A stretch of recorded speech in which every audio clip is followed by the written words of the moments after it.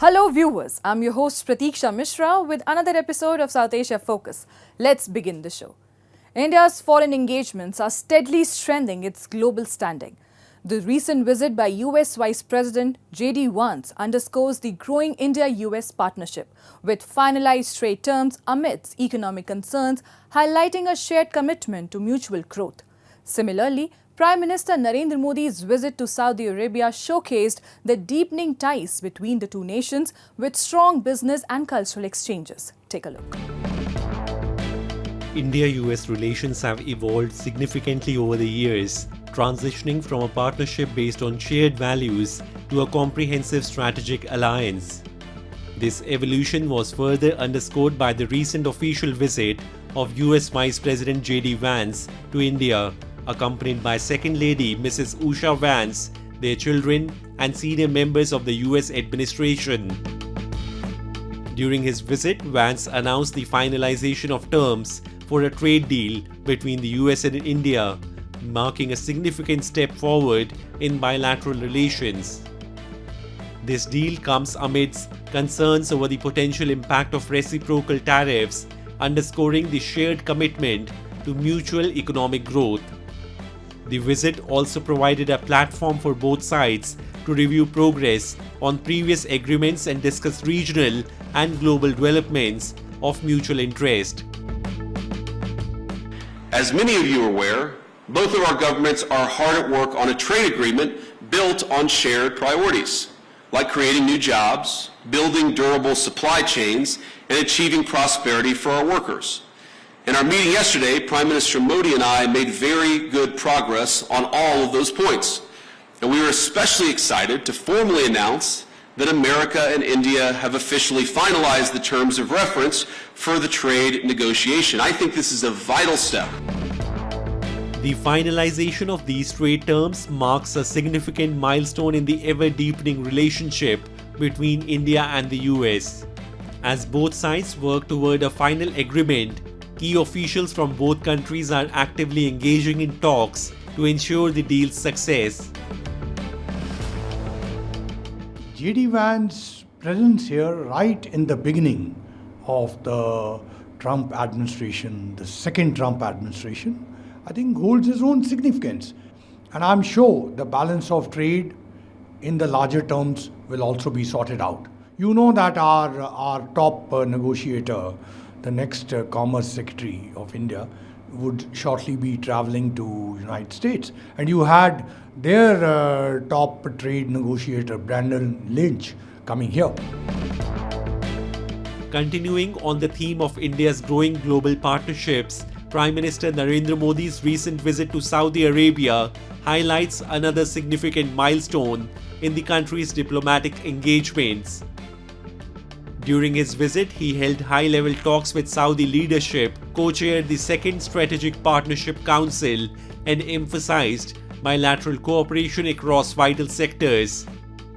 This meeting built upon the outcomes of the inaugural session, reviewed progress in key areas, and set ambitious goals for the future. A key pillar of this evolving relationship is the growing business-to-business engagement between India and Saudi companies, particularly in emerging sectors like infrastructure, pharmaceuticals, and technology. Already we are in ties with many companies in India, working together in many sectors, construction, infrastructure, pharmaceutical. So there should be always there is a gap, or always there is a development to be adding value, to see the latest technologies, see what's out there, and vice versa. India's reputation in technology is very well and solid, so people like to collaborate and have a knowledge transfer of many Indian calibers and business professionals. So we have many projects, as everybody knows, happening in the kingdom, and they're all gonna be latest, smart, technological, and up-to-date technology. The visit also touched upon the rising soft power linkages between the two nations. One symbolic example is the growing global appeal of yoga, a cultural bridge championed by India and supported enthusiastically in Saudi Arabia. The recognition of the International Yoga Day actually was a result of the efforts of the Honorable Prime Minister, and we all in yoga field thank him for that, because the Yoga Day is not just a celebration for one day. New people come to know more about yoga. Yogis are excited to celebrate this day. Even in ministries of sports around the globe, national Olympic committees, federations, all these entities, yoga centers, yogshalas, all types of yoga, yogasana, yoga therapy, traditional yoga, practitioners of spiritual yoga, everybody celebrates yoga. So it's a big global phenomena happens. Just as diplomatic engagements were progressing, news of a deadly terror attack in Kashmir prompted Prime Minister Modi to cut short his visit. Even as the visit was curtailed, the message from Riyadh was clear.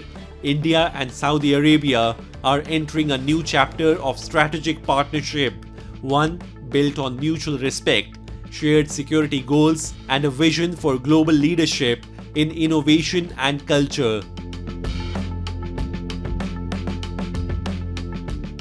The brutal terror attack in Kashmir's Pahalgam has sent shockwaves across India and the world, with 26 innocent lives lost in this targeted assault on tourists.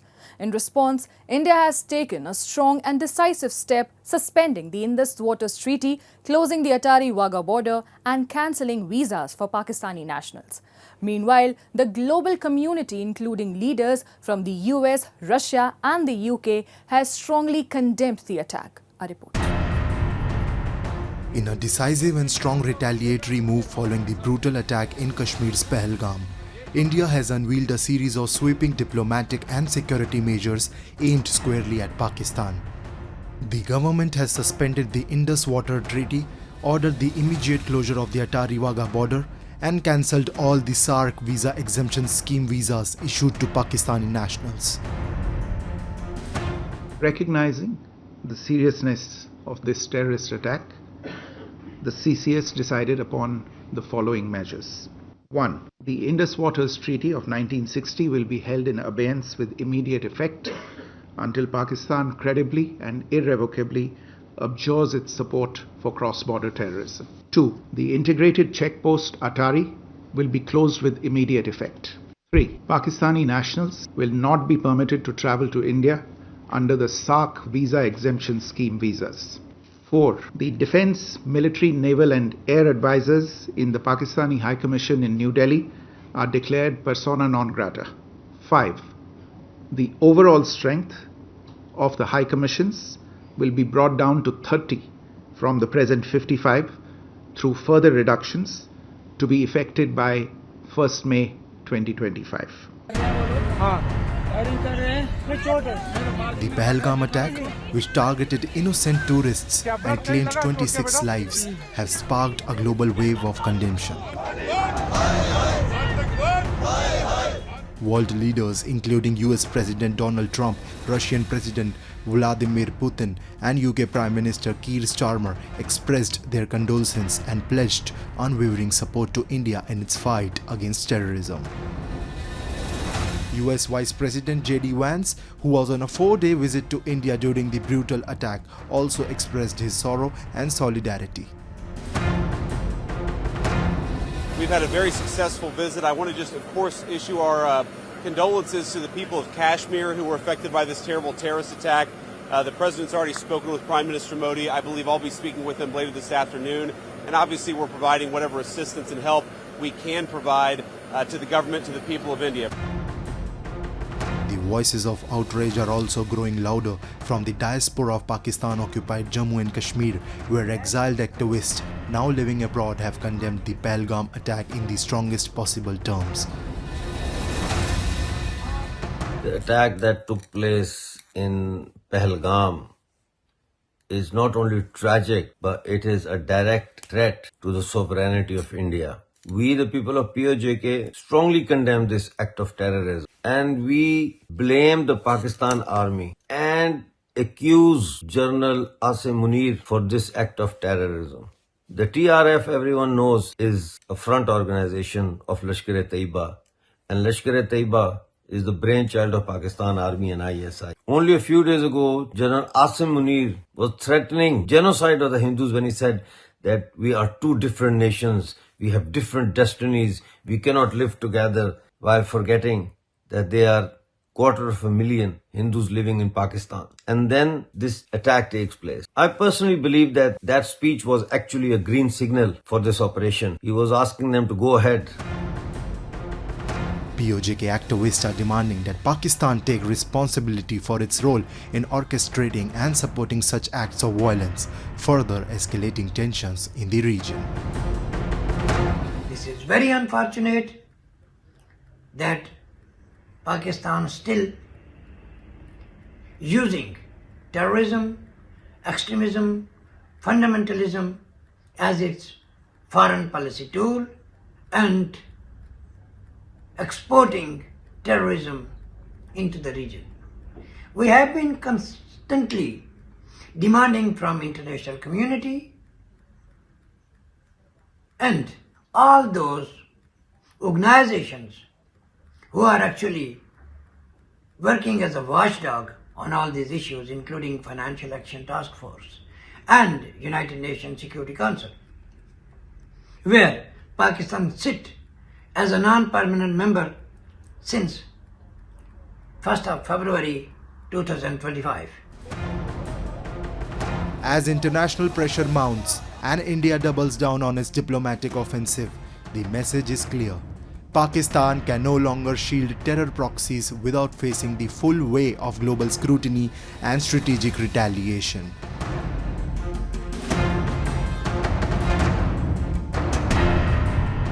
Time now for Asia This Week, the stories from across the continent.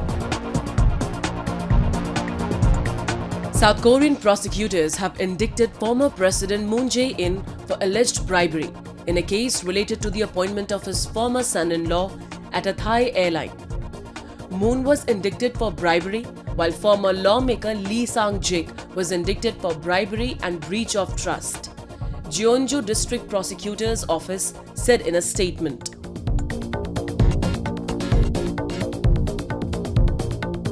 The death of Pope Francis on April 21, 2025, at the age of 88, following a cerebral stroke, has elicited an outpouring of grief and tributes from leaders and communities across Asia. His passing has been widely mourned, reflecting his profound impact on global peace, interfaith dialogue, and social justice.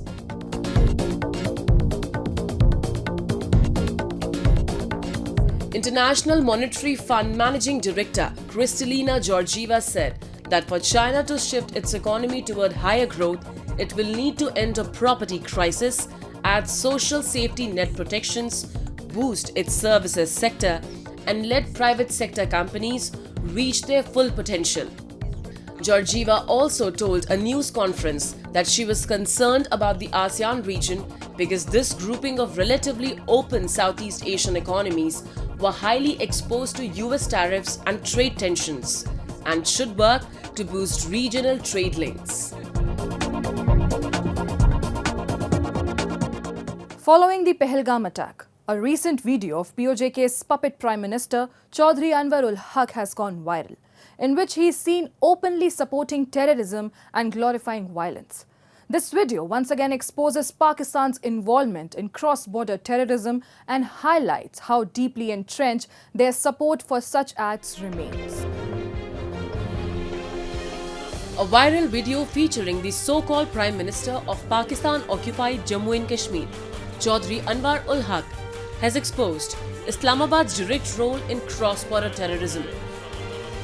In the video, Haq not only justifies attacks in India, but also celebrates them as payback. This open endorsement of violence highlights Pakistan's ongoing support for terrorism and its role in spreading instability in the region, removing any doubt about its involvement in cross-border violence. तुम बलूचिस्तान में पाकिस्तानियों के खून से होली खेलोगे, इसकी कीमत तुम्हें दिल्ली से लेकर मकबूजा कश्मीर के अंदर तक अदा करनी पड़ेगी। और जो हिस्सा इसमें कश्मीरी मुजाहिदीन का है, इंशाअल्लाह ताला वो पहले भी अदा करते रहे और आप पूरी कुव्वत और पूरी जुर्रत से अदा करेंगे। तुमसे जो होता है कर लो। Pakistan's top leadership no longer has the courage to speak directly. Instead, they hide behind their tin pot puppets. These mouthpieces in POJK are being used to launder the language of terrorism into political rhetoric, pushing Islamabad's violent agenda while pretending to keep their hands clean. By taking pride in the involvement of so-called Kashmiri Mujahideen, Haq has confirmed what India and the world have long maintained, that terrorism remains a state-backed instrument of Pakistan's regional policy, and they're not even trying to hide it anymore. This view is echoed by US security experts who have condemned Pakistan for its continued support of cross-border terrorism, further intensifying the growing international scrutiny of the country's actions. Only reaction that the United States should take is a formal designation of Pakistan as a state sponsor of terror and a designation of Asif Munir as a terrorist. The only difference between Osama bin Laden and Asif Munir is Osama bin Laden lived in a cave and Asif Munir lives in a palace. But beyond that, the two are the same, and their end should also be the same. Anwar ul Haq's statement isn't just the opinion of one individual. It's a reflection of a larger system that enables and amplifies such dangerous rhetoric. His words represent a mindset and policy deeply embedded within the Pakistani establishment. Terrorism remains deeply entrenched in Pakistan's regional playbook, and the world must now decide how long will it continue to look the other way. Tens of thousands of Afghan refugees are being forced to return to a homeland many have never seen. Following Pakistan's nationwide crackdown on undocumented Afghans, families are packing up decades of life in exile and heading back across the border. For most, it's a painful transition filled with uncertainty. Take a look. Many Afghan refugees are returning to a homeland that is complete unknown to them, as neighboring Pakistan launched a large-scale crackdown on undocumented Afghan nationals. Islamabad has warned all Afghan nationals who have no legal documents to stay or those holding Afghan citizen cards to return home or face deportation. For many of these refugees, this means uprooting them from the only homes they have ever known. दिल नहीं लग रहा था आने का भी, लेकिन फिर भी बहुत मजबूरी थी। भाई ने समझाया कि चलो तो यहाँ पे जाके नेशनलिटी लोग उधर की भी नहीं होगी तो इधर की भी नहीं होगी, फ़ायदा कुछ नहीं, अपना मुल्क है जाएं। तो फिर बड़ी कोशिश, दिल से नहीं लग रहा था, पर फिर भी मैं जो है आ गया हूँ। With nowhere else to go, he could only look towards Afghanistan for support, a country still reeling from economic collapse and political instability. हमें भी फिर आपने तैयारी कर लिया, बस आ गए। बच्चे वगैरह पढ़ रहे थे, कुछ 5वीं में, कोई 7वीं में, कोई मैट्रिक मतलब ऐसे पढ़ रहे थे। तो अभी आ गया, चलो परेशानी के सामने तो है, लेकिन मतलब होना चाहिए तालीम वगैरह। तो हम भी यही कोशिश करेंगे कि मतलब इनकी तालीम वगैरह हो जाए, अच्छी बात है।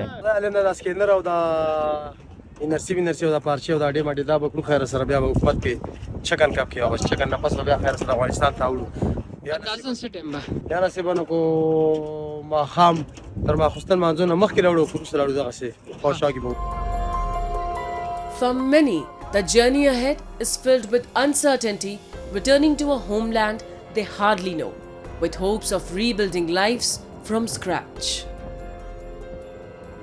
As families like Mir Ali's cross the border, they carry with them not just their belongings, but a deep longing for stability, identity, and a future beyond displacement. From exile to uncertainty, Afghan refugees face a future without answers. And with that, we come to the end of this week's episode. See you next week. Goodbye and take care.